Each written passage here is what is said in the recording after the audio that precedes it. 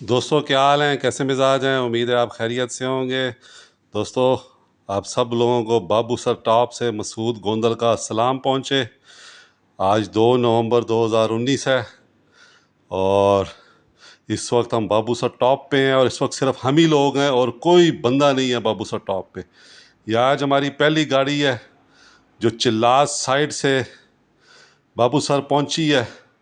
अब बाबू सर जो है वो अगले 6 माह के लिए बंद कर दिया गया। ये आप देखें, इस वक्त आपको बिल्कुल सुनसान नज़र आ रहा होगा। ये बिल्डिंग्स वगैरह, दुकानें वगैरह तो बनी हुई हैं, लेकिन यहाँ सिर्फ हम ही लोग हैं और हमारी गाड़ी है। इस वक्त भी हल्की हल्की बर्फ़बारी हो रही है।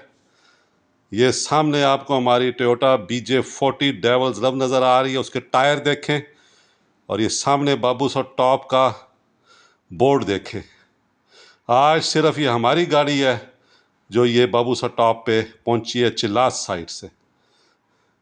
बहुत ज़बरदस्त मंजर है, दिल को मोह लेने वाला।